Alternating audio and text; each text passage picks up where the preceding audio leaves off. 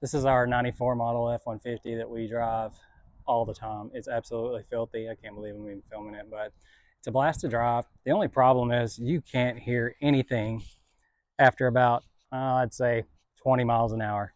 The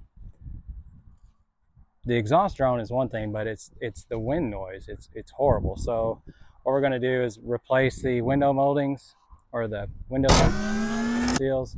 And I thought I'd just film it to show you guys how to do it, even though I've never done it. So, hey, how hard can it be, right? So first things, let's just take a look at what we might need and what we're talking about. Oh, lovely. What we're talking about is this piece here. So I bought new ones, and it looks like you've got to take all the interior panels at least loose to get this off. So probably just a bunch of Phillips screws going forward. Let me go grab a screwdriver. All right, so I'm gonna remove the floor mat just so it's out of the way because it's kind of oversized.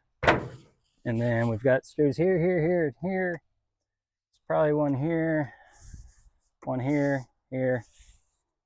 And that's probably it. So let's go.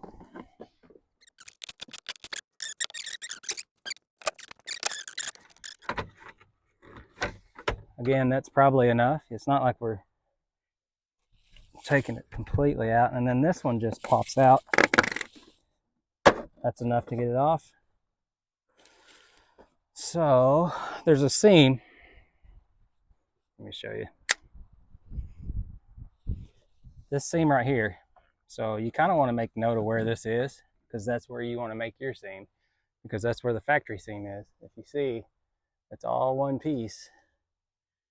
And if you mess around and put this seam somewhere else, you might have some water leakage. So I'm gonna get a marker or something and just mark that. All right, so I'm gonna mark it inside. And that's all I need. So now that we've got it marked, we're gonna just simply pull it out.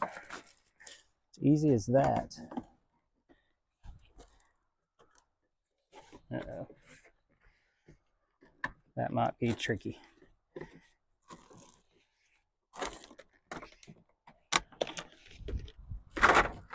Like a ribbed, that goes on the inside. That, of course, is your outside seal. So here's our seals.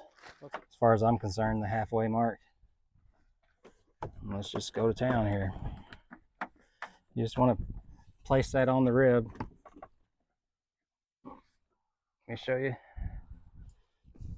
So the way this works, there's my spot, kind of halfway. And as you can see how that just literally just slides on that seam. And you're going to do that all the way around till it meets back here, and then you'll connect this too.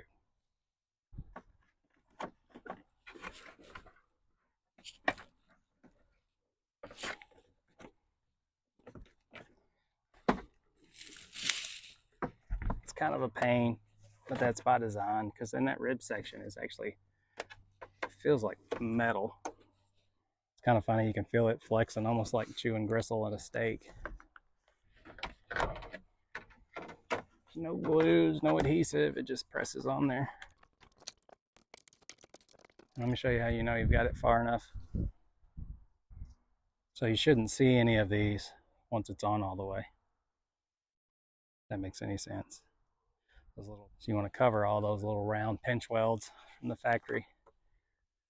That's how you, and you can kind of see where your old one was.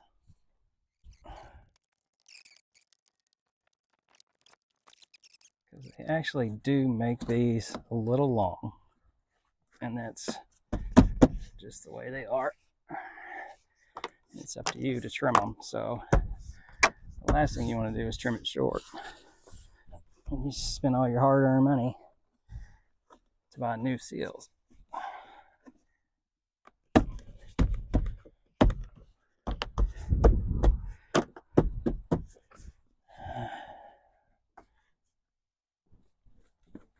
So double check everything. Put your panels back on even on the top. Make sure you're good to go.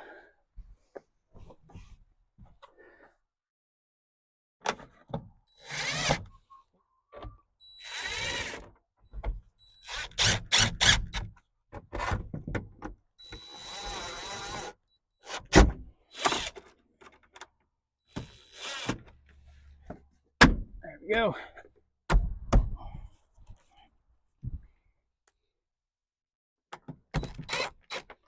Okay, so once you get all these panels in place, and you're sure this thing is pressed into every orifice on that seam,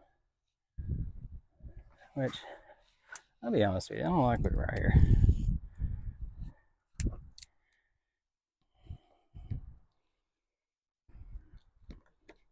There we go. And it's time to cut that bottom one. So here we are. I got to cut it about right here. I'm gonna cut a little long first. I'm gonna make 2 cuts. Yeah, scissors aren't gonna get it done.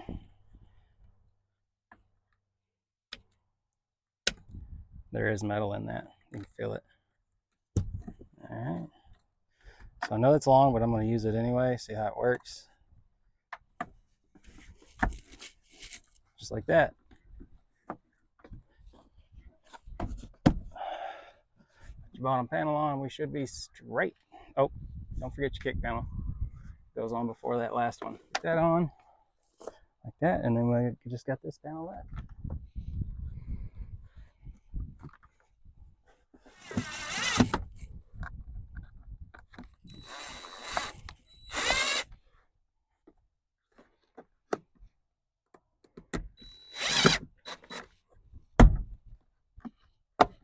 Should be good to go. And that's it. Your door should probably shut a little harder. So now it's just rinse and repeat on the other side, same process. And this is where normally I'd go for a ride in the truck and tell you how much quieter it is, but you wouldn't know anyway, so no sense in getting into all that. If you want to replace them, if they're leaking or if you got a lot of excessive wind noise, this will probably fix it on these trucks. Could be your little quarter mirrors, little glasses there that open on the front. Not mirrors, but this is just a simple step. I think the whole process maybe take you 20 minutes to do both sides.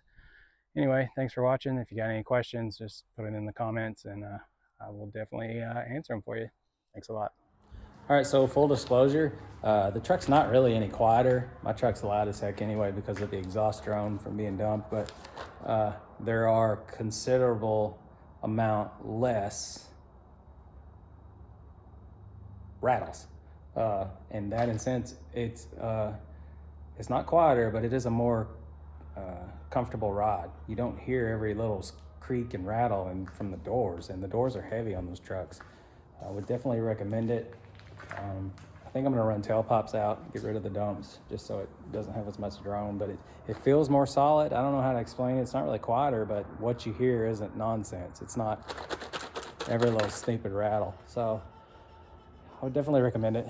It does help. It's not quieter. It's just a lot less rattles. I'd say 70% less rattles in that truck. The dash still rattles and the seat mounts rattle, but that's what those trucks are known for, being rattle traps about. So I'm gonna keep working on it. Definitely an improvement though.